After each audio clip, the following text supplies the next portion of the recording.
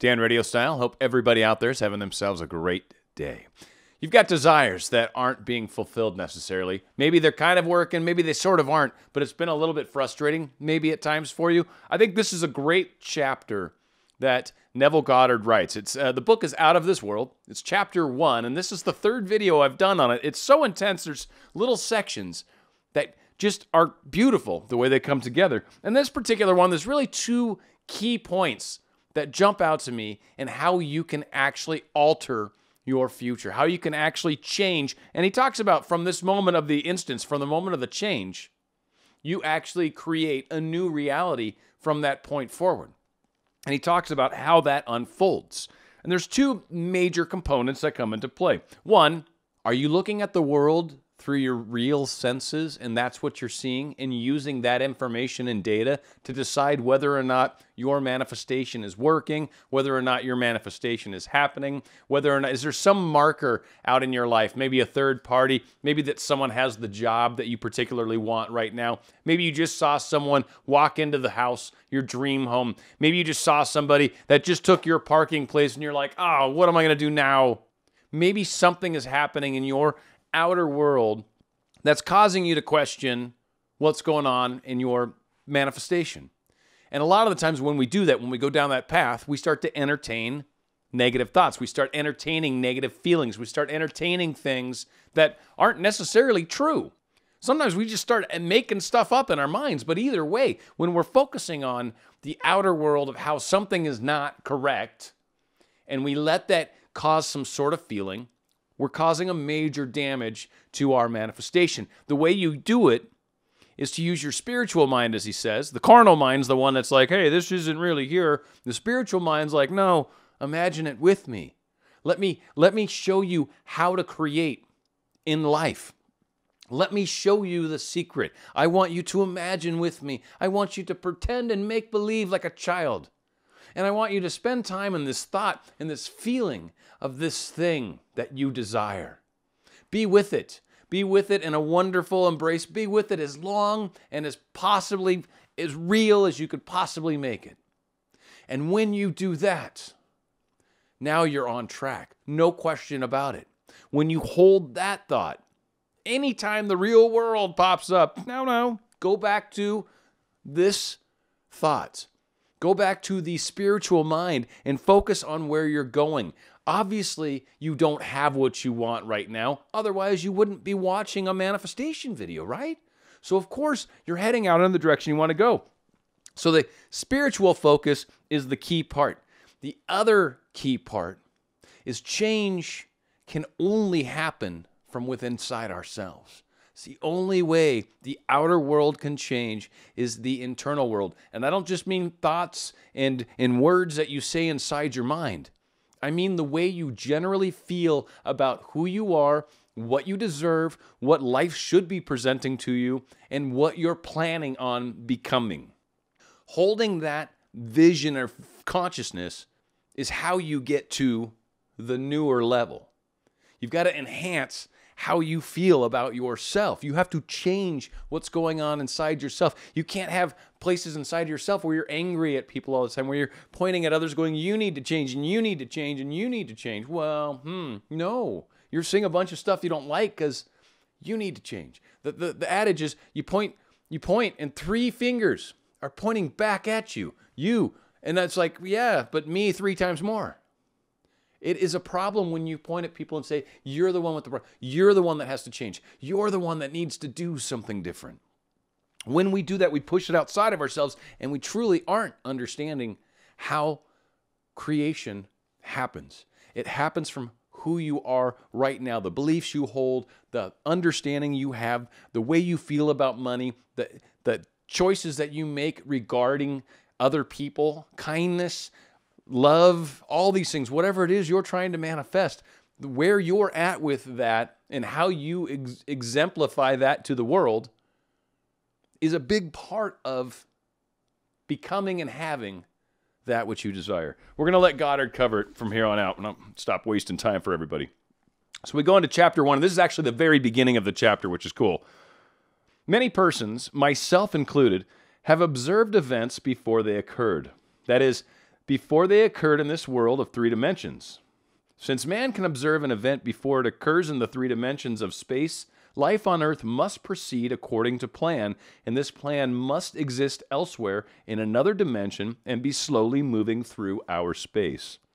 If the occurring events were not in this world when they were observed, then to be perfectly logical, they must have been out of this world.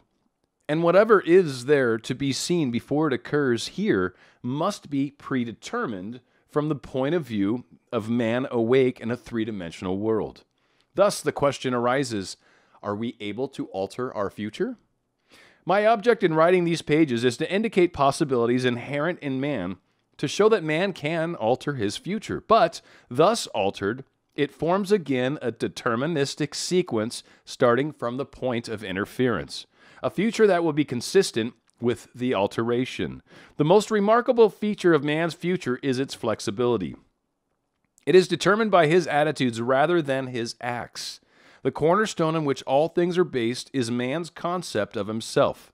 He acts as he does and has the experience that he does because the concept of himself is what it is, and for no other reason.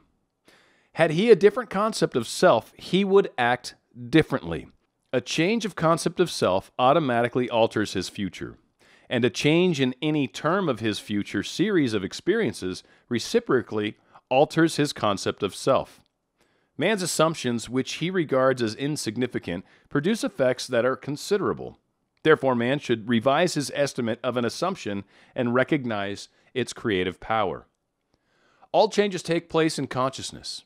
The future, although prepared in every detail in advance, has several outcomes. At every moment of our lives, we have before us the choice of which of several futures we will choose.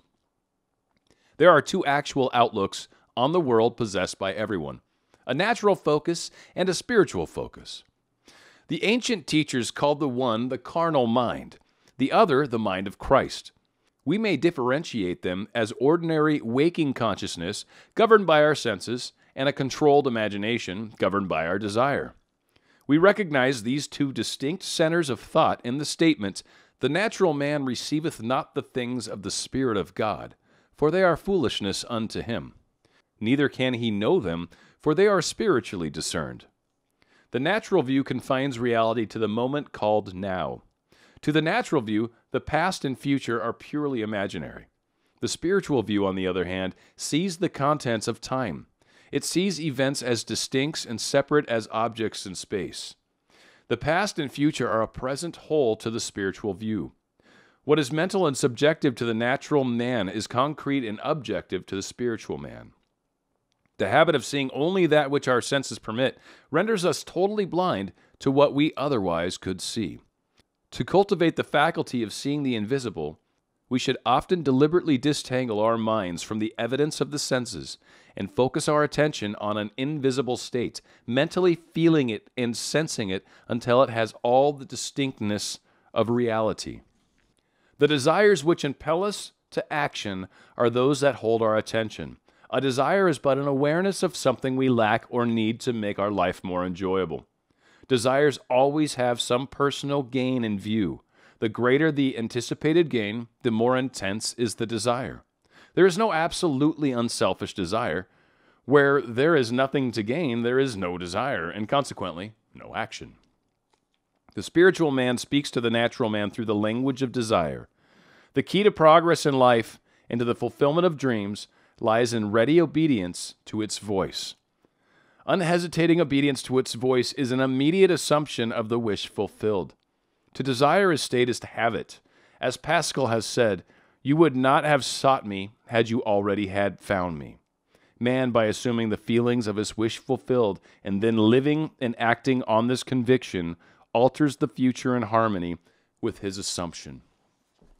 The way it feels to me when I'm doing this is when I see it and feel it in my mind, right? When I get myself to that place where I'm experiencing it in my mind, I have some object or scene that I'm actually in. I'm kind of seeing it from my perspective. I'm dancing around in it. And as I see and feel the experience, and it starts to crystallize in my head, I realize it's real. I realized there is a reality that exists where this is so because it's clear in my mind, because I can see it and feel it. And I know at that point, I literally have created a reality. That's why it's clear. Like for me, sometimes the first couple times I try to imagine stuff, it's not real solid. It's a little fuzzy. It's a little hazy. Like it's like the vision has to kind of percolate and then eventually become physical in the outer dimension, world, fourth dimension, whatever. And when it's there, when it's stable there, then in my mind at the same time, like I feel like that's how it works. Now, once I know it's there, I truly realize that steps are going to show themselves to me on how I get there. I don't know what it is, and I don't know how. I don't know where I'm going to go. Any obstacles that may exist in my way, I don't know how I'm getting around them. But what I do truly know is that this thing exists for sure, and I am going there. That is what I know. Don't know how. So I continue to pay attention to what's going on in life. I continue to notice what's being shown to me, and all the while continuing to hold the destination, the focus, the reality of where I'm going. It may not be apparent to me yet. I might not see it yet, but that's okay. I know it's real. I can still see it in my mind, and I spend a lot of time in my mind looking at it, seeing it, experiencing it, being with it.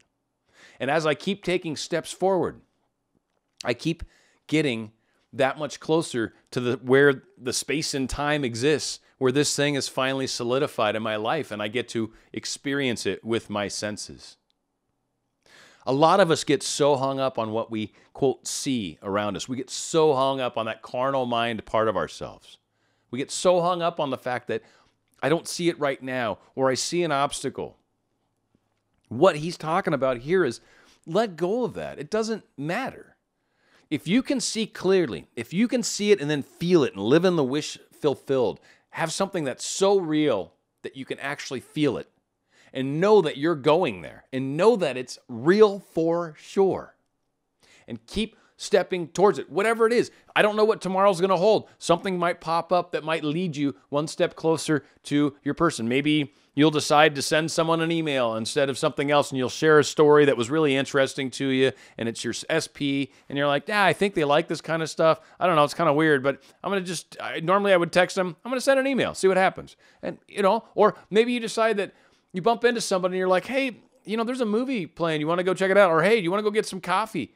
Yeah, I'd love to. Or do you want to go get some cocoa, right? I mean, something might happen and pop up that'll be coincidental, quote unquote, that will seem like it points you in the direction. Or sometimes you just might start talking to somebody and there might be something interesting about them. And in the course of the conversation, you realize they work at the company that you want to work at. Now all of a sudden, you know somebody that works there. Doors open up when we follow our desire, when we can see it with our mind's eye and feel it as real. And then when we realize that spiritually, there's a way to get there. And we've just got to go through the increments of life, the moments of life, the experiences of life for it to finally, for us to reach that space and time where this thing is crystallized. And that's it. It's like like walking through a garden and laying out footstones, right? Things to walk on so you don't trample the garden itself. It's the same concept with how our manifestations unfold.